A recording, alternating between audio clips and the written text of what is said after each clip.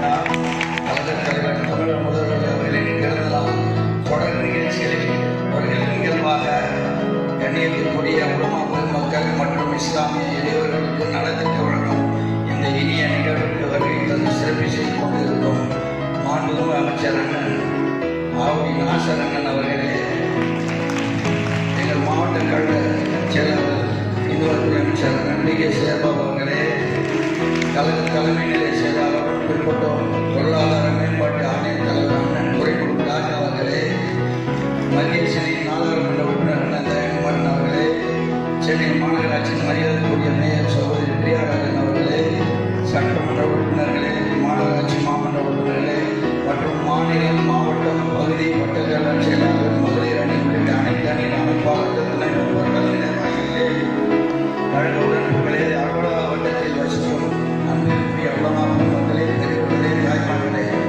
சகோதர சகோதரிகள் அனைவருக்கும் முதல்வர் வணக்கத்தையும் சலாத்தையும் தெரிவித்துக் கொள்கிறேன். திராவிட மாடல் அரசின் நமது கழக தலைவர் தளபதி அவர்கள் எல்லோருக்கும் எல்லாம் கிடைக்க வேண்டும் என்ற சிறப்பான உரையை ஆட்சி செய்து வருகிறார்கள். அதன் நீட்சியாக நமது மாவட்ட கழக செயலாளர் மாண்புமிகு அமைச்சர் டி.கே. சேகர்பாபு அவர்கள் தொடர்ந்து பல்வேறு மக்கள் நல பணிகளை செய்து வருகிறார்கள். ஆண்டுதோறும் நமது ரமலான் பண்டிகை காலங்களில் திருமண பகுதியில் வசிக்கும் அனைவருக்கும் மகிழ்ச்சியாக கொண்டாடுவது என்ற எண்ணத்தில் 3000 பயணிகளுக்கு மேல் நலத்திட்டங்களை செய்து வருகிறார்கள். ரமலான் மாதத்தில் உலமாக்கள் நோய் நாட்கள் பகுதிப்பணிகள் அதிகமாக இருக்கும். ஆகவே இந்த அப்போது அவர்களால் வர இயலாதவர்களால் அவர்களுக்கு இந்த பலன் கிடைக்க வேண்டும் என்று அதுபோன்று சென்ற முறை வெளிப்பட்ட மக்களுக்கும் இந்த நலன் கிடைக்கப்பட வேண்டும் என்ற நல்ல எண்ணத்தில் நமது அமைச்சர் அண்ணன் டி.கே. சேகர்பாபு அவர்கள் இந்த நிகழ்ச்சியை ஏற்பாடு செய்திருக்கிறார்.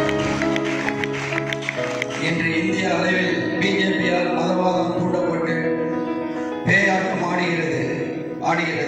ஆனால் நமது அண்ணன் தமிழகத்தில் தலைவர் முத்துவேல் கருணாநிதி ஸ்டாலின் அவர்களின் தலைமையிலான திராவிட முன்னேற்ற கழக ஆட்சியில் சிறுபான்மை மக்களுக்கு கேளையும் கூட காத்து நிற்கிறார் என்றும் நிற்கும்.